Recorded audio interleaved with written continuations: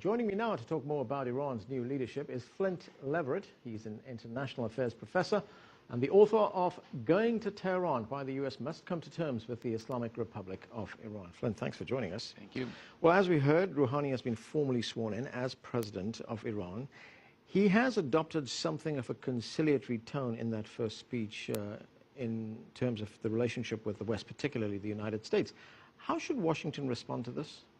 Well, I hope they'll respond by actually engaging Iran in a serious and substantive way that could actually lead to an agreement. What I mean by that on the nuclear issue is that if the United States and its Western partners really want to do a deal with Iran on the basis of the Nuclear Non-Proliferation Treaty, which would entail recognizing Iran's right to enrich uranium under safeguards in return for greater transparency around Iran's nuclear activities, if you want to do a deal like that, Rouhani and the team that he's put together, they're an almost ideal set of interlocutors for doing that deal. What I'm concerned about is that the Obama administration and its Western partners are looking to Rouhani, I think mistakenly, as someone who may be willing to suspend enrichment, possibly even down the road surrender enrichment. I think if the United States and its partners go down that path, we're going to be headed toward diplomatic deadlock pretty quickly. Right, so there are major questions of trust here between the two sides.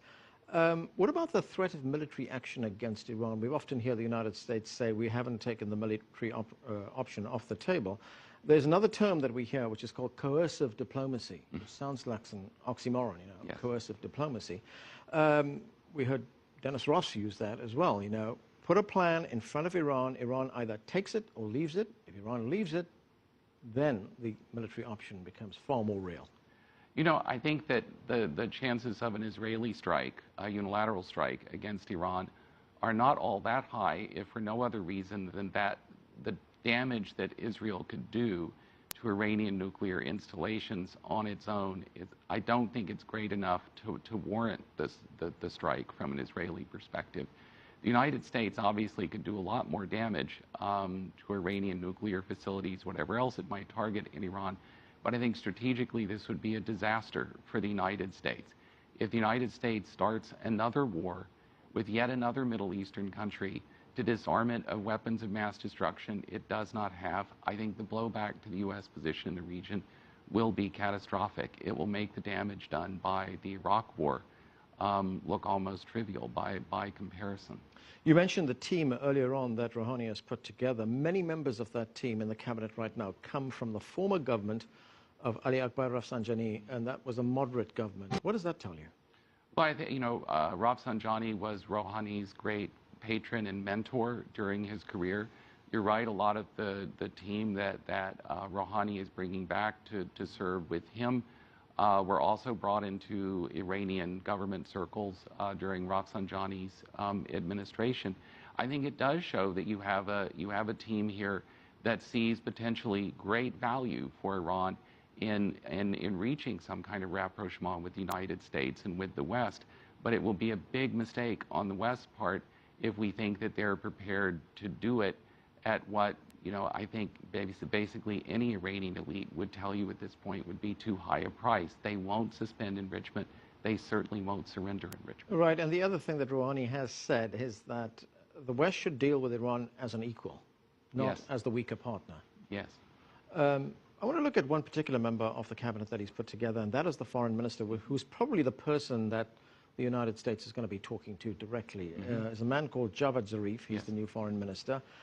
He's spent a long time in the United States. In fact, half his life has been spent in the United States. What does that appointment tell us? I think, again, it's a signal of Rouhani's seriousness.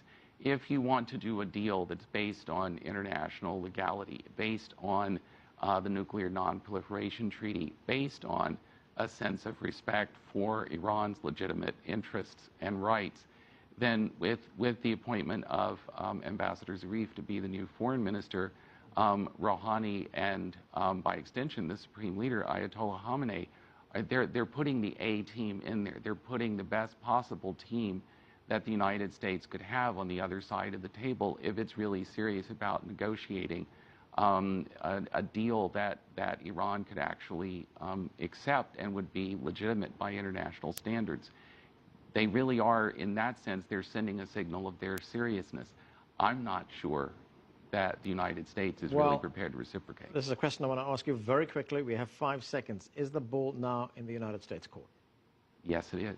Okay. Flint Leverett, thanks for joining us. Thank you.